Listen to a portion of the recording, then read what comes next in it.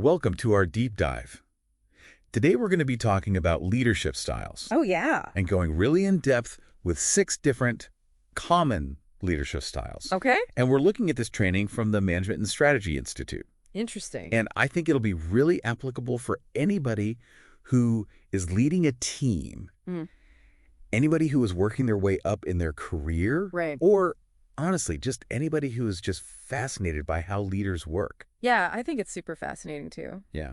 And it's interesting to see how these classic leadership styles are still very relevant today. For sure. So why don't we just jump right in? Okay. Let's start with autocratic leadership. Okay.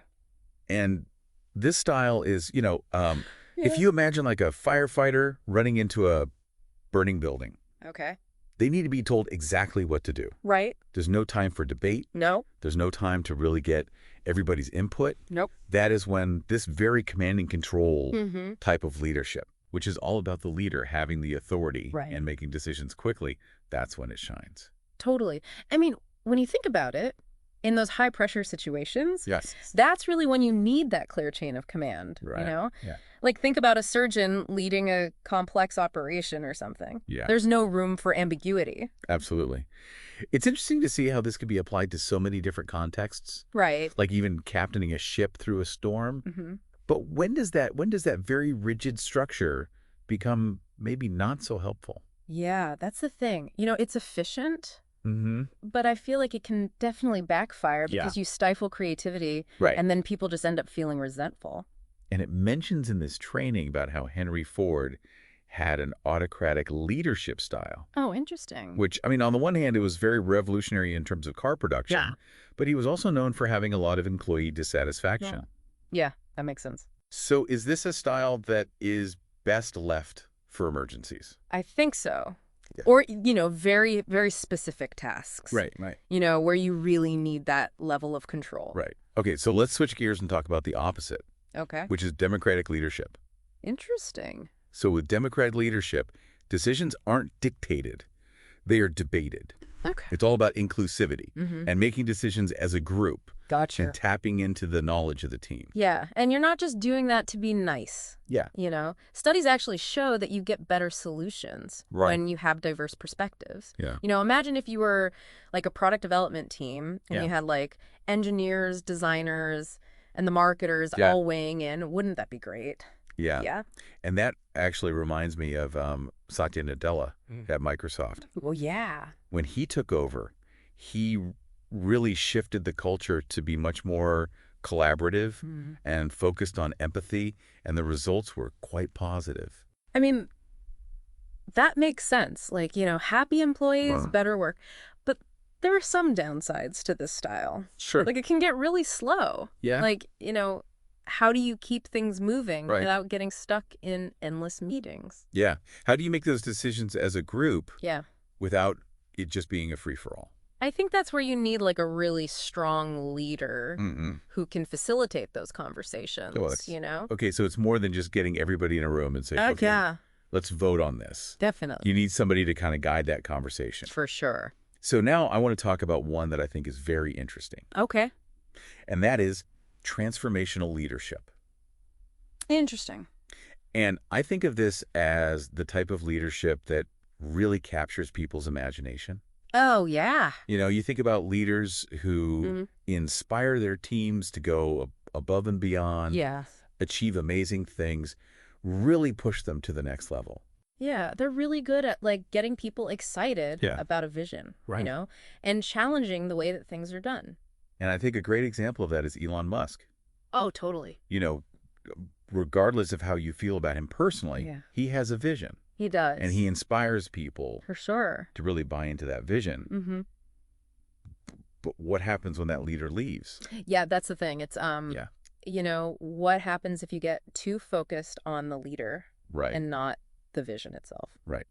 Okay, so moving on. Let's talk about a leadership style that's maybe a little bit less glamorous, Okay. but can be very effective. Mm-hmm. And that is transactional leadership. Interesting. So with transactional leadership, Yeah. it's all about setting up clear structures, Mm-hmm. and then you reward people based on their performance. Okay. And there are consequences if they don't meet those expectations. Interesting. It's almost like a contract. Yeah. You do this, you get this. It's very straightforward. Very straightforward. Yeah. And it can be very effective, I think, especially for roles that are maybe more routine. Yeah, when you don't need as much creativity, Yeah. maybe when you're managing new teams or people who just really need those clear expectations. Yeah, and I was thinking about this, and I was thinking about sports. Oh, yeah. Like Vince Lombardi, Right. legendary football coach. Mm-hmm. He was very transactional. Yeah. Huh. But would that work today? Yeah, that's a good question. In like a tech startup. Right. Where things are constantly changing and you need people to be creative. Yeah, I think if you stick to that rigidly, Right. it would probably backfire. Right. Okay, so now let's talk about a style that I think is probably the most misunderstood in a way. Interesting. And that is laissez-faire leadership. Laissez-faire. Yeah, so this is like the ultimate hands-off approach. Okay. You trust employees to manage their own work. Gotcha. You don't micromanage. Right. You just let them do their thing. Okay, but this isn't just like the leader being lazy. Right. This is about having a team of experts. Yeah, people who know what they're doing. Who are self-motivated. Yeah. Like think about a team of really talented chefs. Oh, okay. They don't need someone looking over their shoulder telling them how to chop a vegetable. No. They know what they're doing. Right. So a great example of this that comes to mind is Warren Buffett. Oh, yeah. At Berkshire Hathaway. Mm-hmm. He is very hands-off. He is. He gives his managers a lot of freedom. Right. But when does that go too far? Yeah. I mean, you definitely need some direction. Yeah. And you need a way to track progress. Right, because what if everyone's just doing their own thing? Yeah. And those things aren't connected? Right. It could just fall apart. Exactly. And that's when it becomes less effective. Totally. So let's wrap up our initial overview with a leadership style that I think is increasingly relevant today. Yeah. And that is servant leadership. Oh, interesting. So this style is all about flipping the script, so to speak. Yeah. Leaders prioritize the needs of their team members. Mm-hmm. They really focus on their growth and well-being. So they're not just telling people what to do, Yeah. helping them grow. Exactly. Okay. And I think a great example of this is Herb Kelleher, who founded Southwest Airlines. Mm-hmm. And he was known for having this really people-centric culture. Mm-hmm. But some people might say, well, isn't that going too far? Right. Like, how do you balance serving others with still achieving business goals? That's true. So it's interesting to think about. It is. I think it's about finding that balance. Right. Like you're not a doormat, Right. but you're also not a dictator. Right. You're somewhere in between. Yeah, you're empowering people. Right. But you're also holding them to a high standard. Right. So we've now touched on 6 very different leadership styles. Yes, we have. And each one, I think, has its own unique strengths and weaknesses. Right. So let's go through each one individually and really explore it in more detail. Sounds good. Yeah, it's like we have all these different tools, Right. for different situations. Exactly. And knowing which one to use when, that's the art of leadership. It is. Okay, so let's dig into autocratic a little bit deeper. Okay. And this training mentions how it can be very effective in crisis situations. Oh, for sure. So you imagine like a natural disaster Yeah. or a cyber attack Right. or even a medical emergency. Yeah. Those moments where you really need someone to take charge Right. and make those quick decisions. Yes, you need that clear, decisive action. Like, Yeah. think about like an air traffic controller, Right. guiding planes through a storm. You don't have time to get consensus from everybody. You need someone to say, this is what we're doing. Exactly. This is how we're doing it. Yeah. They need to be able to issue commands and make sure everyone is following those instructions. But how do you make sure that doesn't become too dictatorial? Yeah, that's a good point. How do you balance that authority with respecting your team? I think even in a crisis, you still have to communicate. Okay. Like, you need to explain why you're making those decisions. Okay. And you should still be open to feedback. Okay. Even if you ultimately have the final say. So it's not about being a tyrant. Yeah. It's about being decisive. Yes. But also communicative. Exactly. Okay, so let's talk about democratic leadership. Okay. And what this training really emphasizes is how it can be very helpful for fostering that sense of ownership and engagement. Like everybody feels bought in. Right. So they're more likely to be invested in the outcome Totally. if they had a voice in the process. Yeah. It's like if you think about it, like a community garden. Ooh, I like that. Yeah. Everyone has a say in what's planted, Yeah. how it's cared for, and then ultimately everyone shares in the harvest. I love that analogy. Yeah. But how do you deal with those who might disagree Yeah. with the final decision. That's where the leader really needs to step up and build that consensus. Okay. And you have to make sure that everyone feels Right. heard and respected, even if their ideas aren't implemented. So it's not just about voting. No. It's about creating that culture where debate is okay. Yes. Constructive debate. Right, and where you actually value Yes. those differing opinions. Fully. Okay, let's talk about transformational. Okay. Because I think a lot of people think about this style when they think about leaders who inspire, Yes. the charismatic leaders. Yeah, who can get people to achieve those, Right. extraordinary things. Exactly. Yeah. But would this style be less effective Oh, that's a good question. for tasks that are more like routine or process driven? Yeah, Yeah. if you had a data entry team, right? Would this style be good for that? Yeah. Probably not. Right. Because it's a lot of passion and creativity Right. for transformational leadership. So it's about matching the leadership style Yes. to the task Yes. and to the team. For sure. Okay, so how about transactional? Okay. Because this training mentions how it can be very effective for roles or industries where routine and consistency are key. Oh, yeah, totally. You think about like a manufacturing line Okay. where you really need people to follow the process. You need that precision. Exactly. Yeah. So how do you make sure that that doesn't create an environment Right. where people feel like robots? Yeah, that's a good question. Like, how do you keep it from becoming too impersonal? I think you have to remember the human element. Okay. Even in a very structured environment, you still need to recognize and appreciate individual contributions. You need to encourage people. Okay. And you need to create that Right. positive team spirit. So it's not just about the transactions. It's about building those relationships. Seriously. Okay, so laissez-faire, Okay. the hands-off approach. Yes. This training talks about Warren Buffett. Oh, yeah. He's like the king of that. Right. But not everyone is Warren Buffett. That's true. So how can a leader make sure that this approach works without having to constantly step in? That's where trust comes in. Yeah. If you have a team of experts, Right. you need to trust them to do their jobs. Right.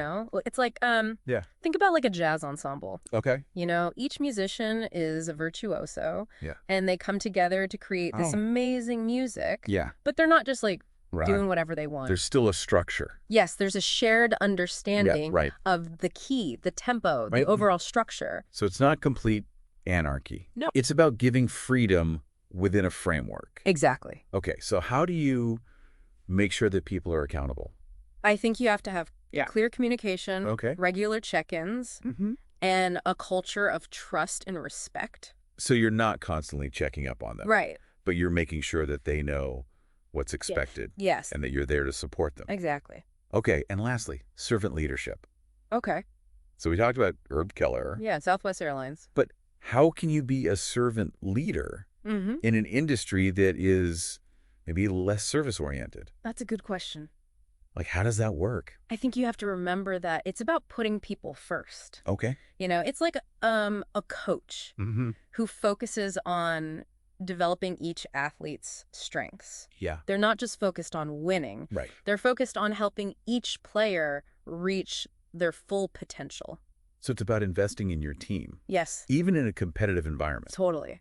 But isn't that really time-consuming? Yeah, it can be. Yeah. But I think if you're really good at organizing, delegating, Yeah. and you set clear boundaries, you can make it work. So it's not about sacrificing your own well-being. No. It's about finding that balance. Yes, and remembering that. It's a mindset, Yeah. You're approaching leadership with humility, Great. empathy, Yeah. and a desire to make a positive impact. Okay, so we've now talked about all 6 styles Yes. in a lot more detail. We have. But as you said earlier, Yeah. it's not about picking one and sticking with it. No. It's about knowing when to use each one. It's like having that toolkit, Right. And knowing which tool is right for the job. Exactly. Yeah. So let's talk about the downsides, Yeah. because I think it's important to be aware of Yeah, what can go wrong. totally. So let's start with autocratic. Okay. What are some of the risks?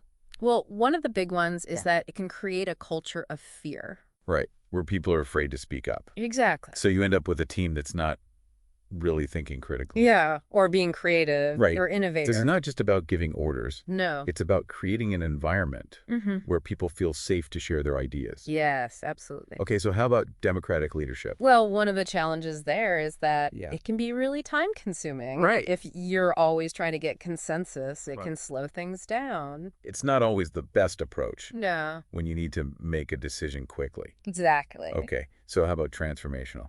Well, one of the risks there is Yeah. that it can create like a cult of personality. Oh, interesting. Yeah, if the leader is too charismatic and the team becomes too reliant on them. Right. What happens when that leader leaves? Exactly. Or what if they make a mistake? Right. You know. So it's about empowering the team Yes. to think for themselves. Not just follow blindly. Yeah. Okay. How about transactional? One of the risks there is that Yeah. it can create a culture of competition. Yep. If everyone's just focused on their own rewards, All right. they might not be as willing to help each other. Right. So you need to find ways to incentivize Yes. teamwork Exactly. and collaboration. Yeah. Okay. How about laissez-faire? Well, I think one of the biggest risks there is Yeah. that you can end up with a lack of direction Okay. and accountability. Yeah. If there are no clear goals or expectations, Right. it can just fall apart. Like a ship without a captain. Exactly. So Yeah. even though it's hands-off, Hmm? you still need a leader Yes. who is setting that vision. Providing guidance. Okay. And last but not least, Yeah. servant leadership. So one of the challenges there is that Yeah. it can be really demanding on the leader. Okay. If you're always putting others first, Yeah. you might neglect your own well-being. So you need to make sure that you're taking care of yourself. But you have boundaries. Yeah. And you're not burning yourself out. Okay, so we've talked about the downsides Yes. of all 6 styles. Yes. And I think it's important to remember that no style is perfect. No, they all have their pros and cons. So the key is to be aware of those downsides. And to try to mitigate them. Exactly. Yeah. Okay, so let's talk about something that's, I think, Yeah. debated a lot. Yeah. Is there a single best leadership style? That's the million-dollar question. Right. I don't think there is one right answer. So it's not like a multiple choice question No. where there's only one right answer. Exactly. There's more nuance than that. Yes, leadership is an art form. Right. And it depends on the situation, the team. The goals, the it's context. your own strengths. Yes, there are so many factors. So it's about having a variety of tools. Yes, and knowing which one to use when. Okay, so let's do a little thought experiment. Okay, I like this. Imagine you're leading a team that is facing a major challenge. Okay. It could be a product launch, Yeah. a merger, Yeah. even a natural disaster. What questions would you ask yourself? Oh, that's a good one. Yeah. I would ask myself, like, what's the nature of the challenge? Okay. Is it something that needs immediate action, Okay. or is it a long-term project? Okay. And then I would ask myself, like, what are the stakes? Right. How important is it that we succeed? Right. And then I would ask, what's the experience level of my team? Okay. Do they need a lot of guidance? Yeah. Or can they work independently? Okay. And then I would think about the culture of the organization. Okay. Is it very hierarchical? Yeah. Or is it more collaborative? Right. So you're thinking about a context, the Yeah. team, the organization. And then I would ask myself, Yeah. what are my own strengths? Okay. As a leader, Yeah. what am I good at? What comes naturally to you? Yeah, and what do I need to work on? So it's about being self-aware. Yes. Okay, so let's talk about leadership and culture. Oh, interesting. Because I think a leader's style Yeah, really impacts the culture of an organization. for sure. It shapes the way people communicate, Yeah, collaborate, how they make decisions. how they feel about their work. It's like the DNA of the organization. I like that. Yeah. So let's talk about how an autocratic leader Okay. might shape the culture. Well, I think they would create a very Yeah. hierarchical culture. Sure. Very top-down. Decisions are made at the top, Yes, and then they flow down. exactly. Okay, so how about a democratic leader? I think they would create a much more Yeah. collaborative culture. Yeah. People would feel like their voices are heard Yeah. and that their opinions matter. So more of a sense of ownership. Exactly. Okay, so how about transformational? I think they would create a very dynamic and innovative culture. Okay. People would be excited to come to work. They'd be motivated to achieve great things. But again, you have to be careful Yes, about that cult of personality. that's right. You don't want people to just be followers. Right. You want them to be leaders themselves. Okay, so Transactional? I think they would create a very results-oriented culture. Okay. You know, people would be focused on hitting their targets Okay. and getting their rewards. But you need to make sure that they're not just Yeah. working for the reward. Right. They need to be motivated by the work itself. Exactly. Yeah. Okay, how about laissez-faire? I think they would create a very Yeah. autonomous and independent culture. Okay. People would have a lot of freedom Yeah. and flexibility. But you have to have the right team Oh, yeah, absolutely. for that to work. If you don't, it's just going to be chaos. Right. And then lastly, Yeah. how would a servant leader shape the culture? I think they would create a very supportive and people-centric culture. Okay. People would feel valued and respected, Yeah. and there would be a strong emphasis on teamwork. So a very positive environment. Yes, very nurturing. But can that really work Mm-hmm. in a competitive business world? That's a good question. Yeah. And I think the answer is yes, Okay. because when people feel supported, Yeah. they're more likely to be engaged Right. and productive. And ultimately, that leads to better results. Exactly. So it's a win-win. It is. Okay. So we've talked about Mm-hmm. how each style can shape the culture. Yes. And now I want to talk about Okay. the evolving nature of leadership, Oh, interesting. because things are changing so rapidly. Yeah. You know, technology, globalization. Well, the way we work is changing. Yeah. Yeah. So what are some of the trends that you're seeing?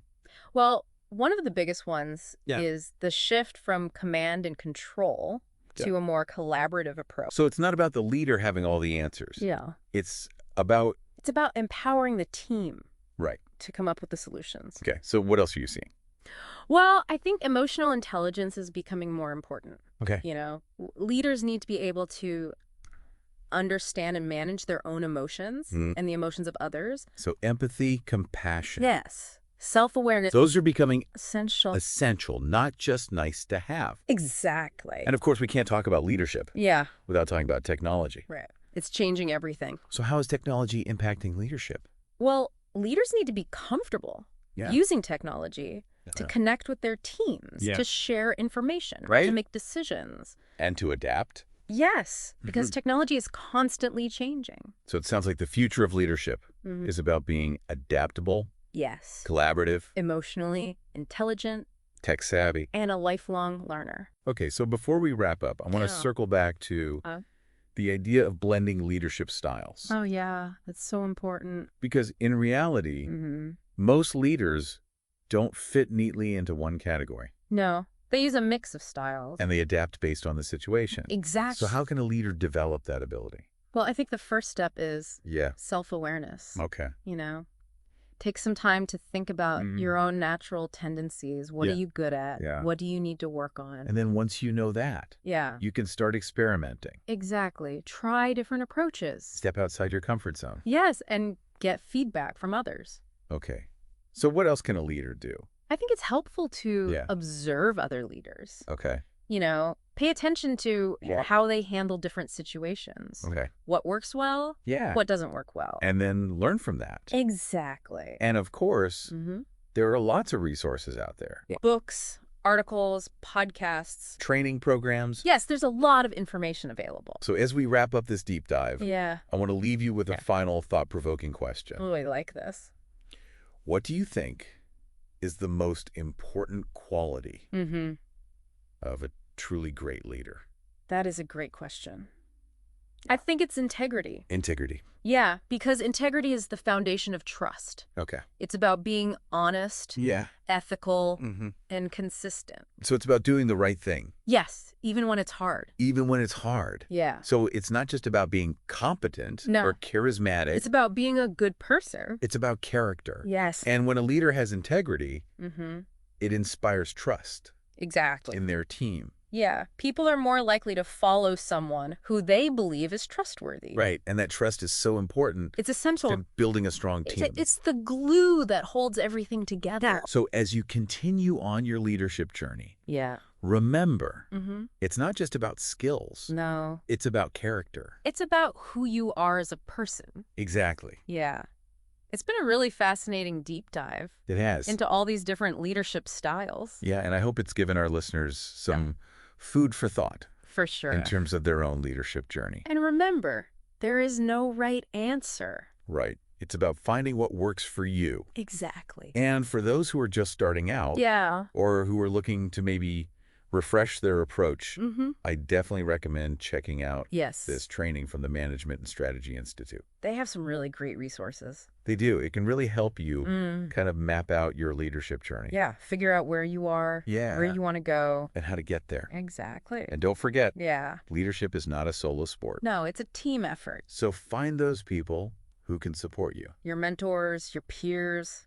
Yeah, your team. Yeah, Well, I think that wraps up I think so. our deep dive Yeah, this was a good one. into leadership styles. We covered a lot of ground. We did, and I hope that our listeners Yeah. will continue to explore these concepts, Mm. reflect on their own experiences, Ah, and experiment with different approaches. because that's how you grow. That's how you grow Yeah. as a leader. And remember, Yeah. leadership is about Yeah. making a positive impact. On the world. Yeah. So go out there Mm-hmm. and lead with intention With empathy. and with a commitment, Yeah. making a difference. Well said. Thank you for joining us. Thanks for having me. And until next time, keep learning Keep growing. and keep leading.